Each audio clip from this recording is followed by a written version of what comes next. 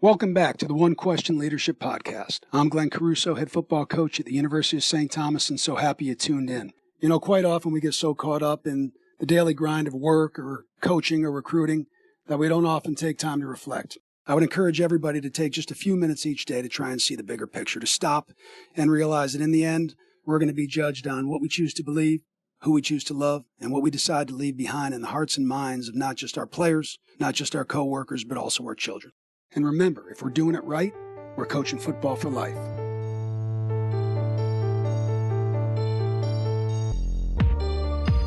Greetings, this is Ty Brown, and welcome to the One Question Leadership Podcast, where we highlight executive and organizational leadership. Our guest today is Coach Todd Berry. Coach Berry is the Executive Director of the American Football Coaches Association. Greetings, Coach. Thanks for joining us again. My pleasure, Ty. Anytime. Now, Coach, you've been in that position as Executive Director since January 2016, I believe. Prior to that, you coached football for 34 years. You were the head coach at Illinois State, Army, Louisiana Monroe.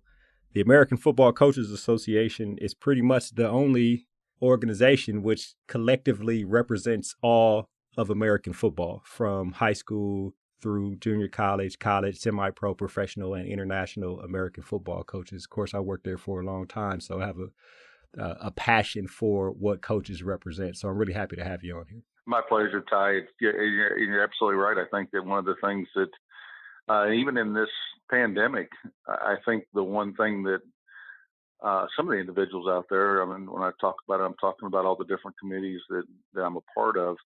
They kind of recognize that there is one entity out there that kind of represents all of football and doesn't have a regional bias or, a divisional bias. And so consequently, it's been a very, very active time period for us.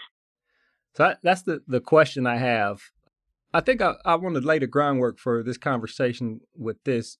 Can you tell me what committees the AFCA is represented on, either you or a member of the Board of Trustees or some type of representation in terms of the structure of, for the most part right now, college football? Yeah, I won't get down into the weeds on some of them because some of them are subcommittees, but I think that the main ones obviously are football oversight, which is the group that represents FBS, FCS, and is kind of the finality, if you will, of where everything goes before it moves to council and those votes.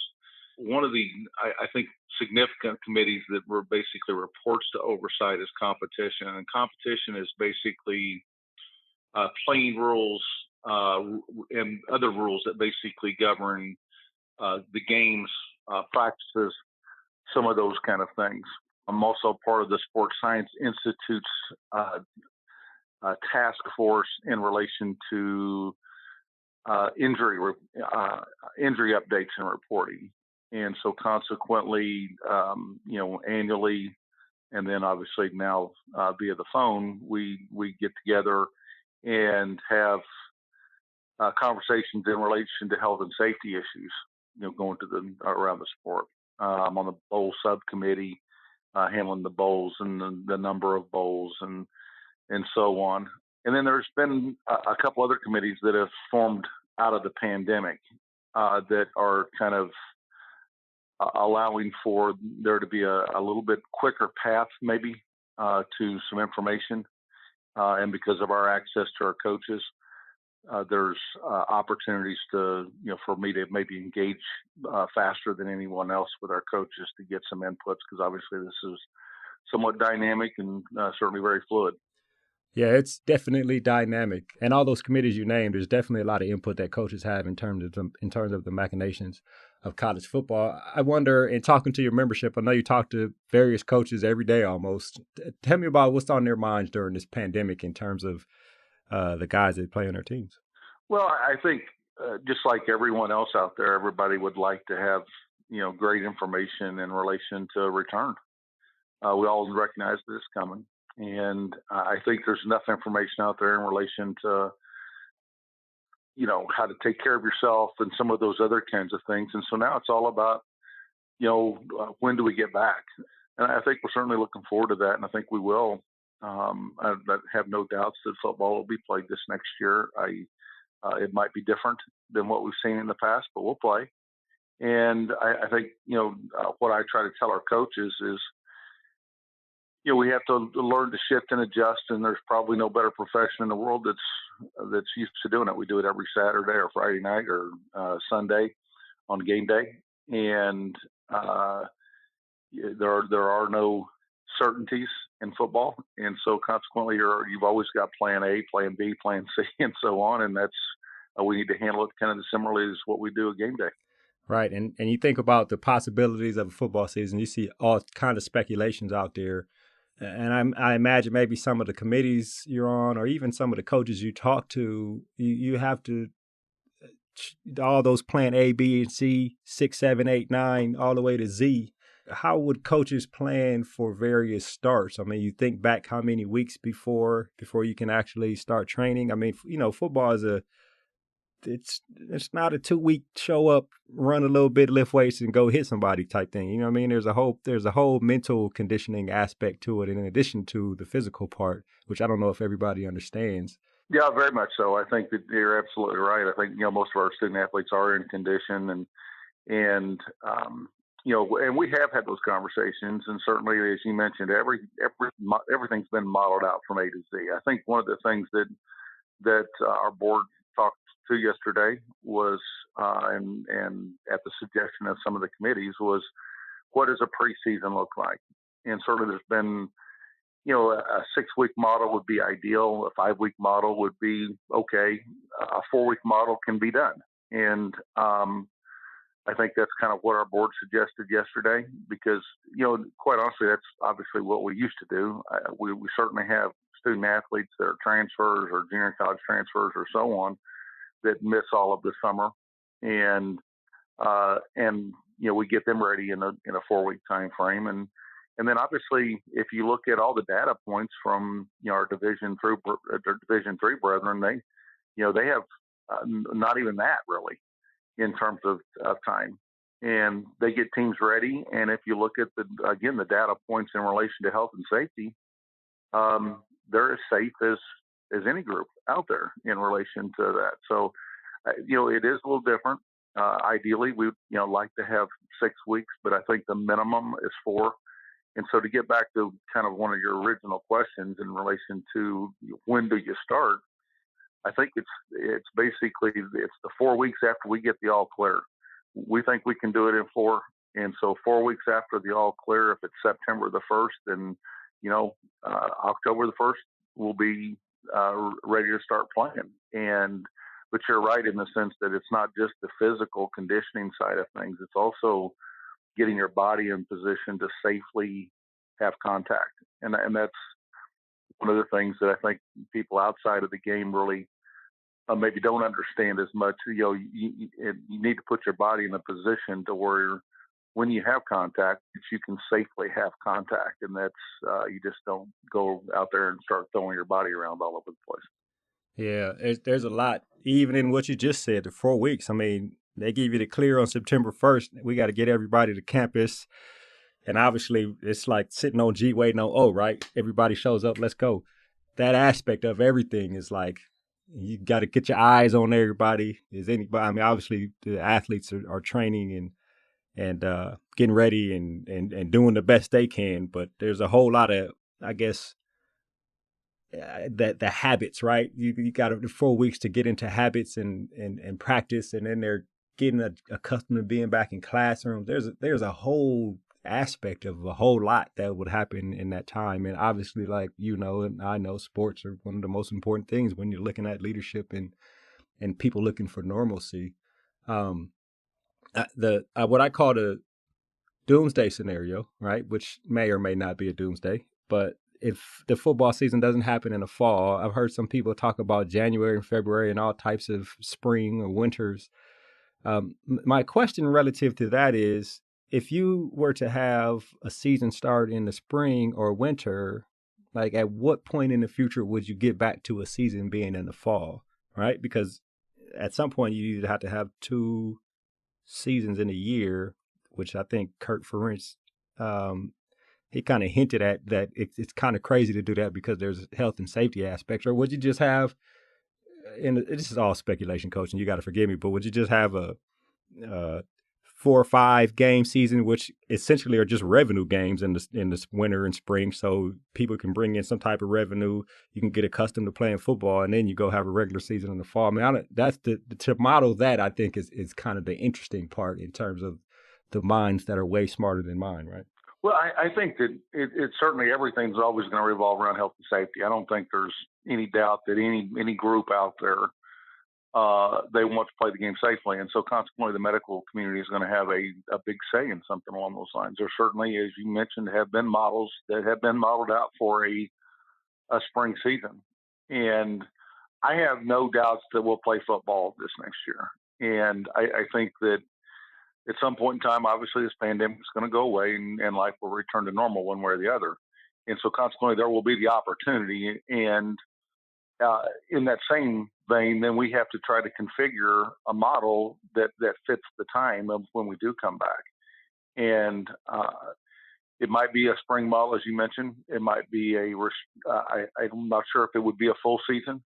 It might be one of those things, as you mentioned, as a revenue generator. I think that many right now that even those that maybe were not necessarily supportive of football, it was not their favorite sport, have really kind of been a little different in the conversations right now about football, because I think everyone is kind of starting to understand a little bit more about the revenue generation that football has for a university, and not just for the athletic program, but for the university as a whole. And so consequently, that would obviously be one of the driving forces is for people to feel like they're back to normal, which I think has certain value, and some would want that. But also from a financial standpoint, there is going to be a need to have it. Now, in relation to the following season, I think a lot's going to be dependent upon, how many games you have, how much the roster you can use during that time frame, how it's going to count in terms of eligibility, and how much that's going to impact the next fall. But there's certainly, we have certainly modeled some things out in relation to the next fall. If certainly they're all moot right now because we might be back in June of this year. Right about that. But I do think it's important that we do, just like in a football game. I used this analogy earlier, but just the defense all of a sudden didn't show up in what you thought it was going to. And so consequently, you have to have contingency plans. There might not be your original plan. That's what a contingency obviously is. But you have to be prepared for every different scenario. And one of the things that I've been just, quite honestly, and instead of really digging our heels in on anything, I think that all the groups that I talk to, everybody is really working well together to try to make sure that we openly discuss all the contingencies and that we start developing models for that, and having several models for that same time frame. And that way, as we get closer to it, we can then start making a decision on the finality, the final model. One of the final questions I have for you, Coach, is the conversations that are happening in terms of modeling with conference commissioners, with athletic directors, and some of the things you mentioned at the beginning, some of these committees that were created that the coaches are on to make sure the coaches have input. Are the coaches' voices heard when the conversations about the possibilities of this happening? I don't know if everybody understands the voice of the football coach or what actually influence the football coaches have on some of the directions that we may go with this college football season. Yeah, no, I don't think there's any question that's being heard, and certainly in some areas more than others. We're not, as coaches, going to make the decisions on how many games we play this next year, when the season starts. I mean, that medical community is going to decide some of those kind of things. What I think our coaches have the expertise in, and where they've asked for our help, is what does that preseason model look like? How long does it take to get a team ready to go? What are the impacts in relation to recruiting? And from an academic standpoint, even with your student athletes and how that adjustment back to campus, I think those are the things where they're really leaning on our coaches, because that's where our expertise lies. And so while we might weigh in on other subjects, the reality is that we recognize as coaches that we're not going to determine the start date. And we don't need to get bogged down by the start date. We do need to get bogged down with how long it takes a team to safely prepare to play games. And that's our expertise, and that's where we're focusing our attention. Yeah, I agree with that, Coach. You mentioned recruiting. I wonder about the conversations around recruiting. I mean, everything, I guess, once you have a date of all students going back to classes, I guess that will reverberate. If that decision is made on the college level, that means then that decision has been made possibly on the high school level and across the board. Recruiting in terms of that, obviously everything is virtual now, and I imagine there are discussions on what are the rules regarding recruiting and electronic communication. I mean, those kind of things. Is everything up in the air now? Like, what's happening in the recruiting world? Yeah, it has turned things upside down a little bit in the sense that I think there are some milestones out there. Many of these young people that are even attending colleges next year for the first time, they missed the opportunity to qualify in relation to the ACT, SAT tests in the spring. There's a possibility that all of a sudden that could be impacted in the summer. So that impacts academics, but it certainly impacts the eligibility to go take official visits for those young people that are juniors right now, and they missed opportunities to go take unofficial visits and official visits in the spring. And so, one of the milestones I think that are out there right now is if the SAT, ACT tests happen in June. If they don't happen in June, then those next tests don't happen around until October. And so you've got a group of young people out there that maybe have never taken a test, which is one of the qualifiers for an official visit. And if that's the case, then all of a sudden, does it impact the early signing date? Because not only have the schools maybe not had the opportunity to evaluate transcripts and so on at the level that they would like to, but the young people had not had opportunities to go out and travel and take official visits and so on. And so I think that on all of the things that you talk to, whether it be recruiting or academics or football or whatever, there's some milestone dates out there that everyone is looking at that start really giving you some guidance in relation to saying, okay, which model should kick in? And I would suggest that June timeframe for ACT, SATs is going to be a huge part of that. Obviously, June camps or evaluation camps are probably gone at this point in time, I would suggest. And so do you move them to July? But if you move them to July, then all of a sudden you start impacting those young people's high school coaches and their abilities to get their own teams ready. And so there is an awful lot in the equation. There's a lot of, I think, some really good people that love the game and love the sport and are working diligently on this. And in relation to all the things being discussed, because of all the contingency plans, yeah, it's exponential.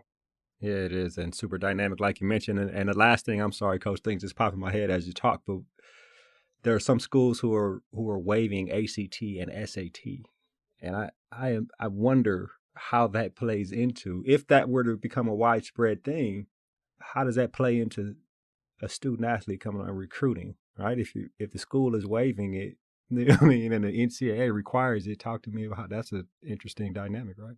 Yeah, I don't know that we're there yet in relation to making that decision, but I think that there's certainly been discussions about latitude because we recognize that these young people in this class on a one-off, basically, they missed graduation, they missed prom, maybe they missed tests too, and so consequently, how do you handle some of their opportunities?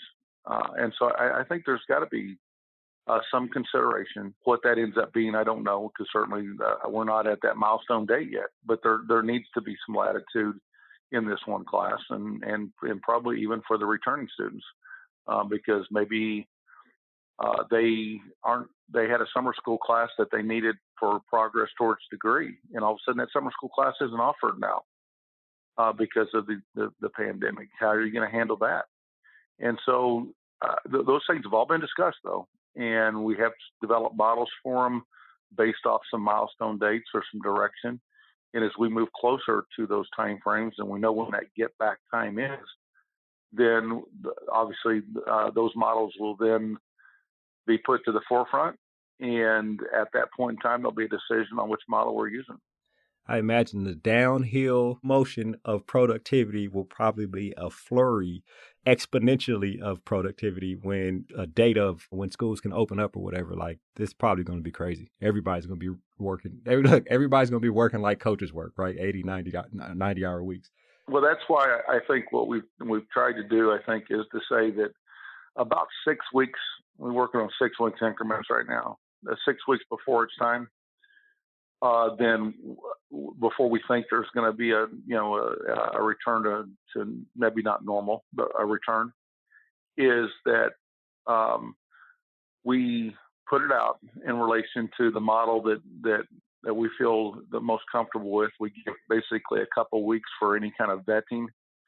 And then basically a month out from the return, then we kind of have a finalized model for everyone to adjust to, get ready to, for all those kind of things. And so there's a month lead up to it. And, will we hit those dates exactly? I'm not sure if that'll be the case, but the reality of it, that's a plan. And I think that gives everyone a month.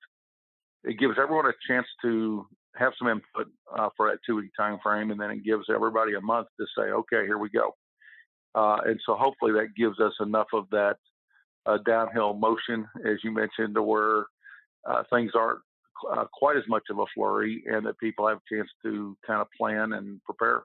Yeah, well, Coach, like you, I obviously want there to be a football season. I don't think normal will be what we considered normal to the past, maybe for a couple of years before things stable out in terms of people having anxiety and people developing new habits over this time and then have to develop different habits when they start going out interacting with people. But I'll be excited when it all comes back, Coach. I really appreciate you joining us here on the One Question Leadership Podcast. No, my pleasure, Ty, anytime. That was Coach Todd Berry. He's the Executive Director of the American Football Coaches Association. And of course, this is Ty Brown with One Question. And keep in mind, the role of a leader is to create and maintain an environment that people want to be a part of. And as always, be better tomorrow than you are today.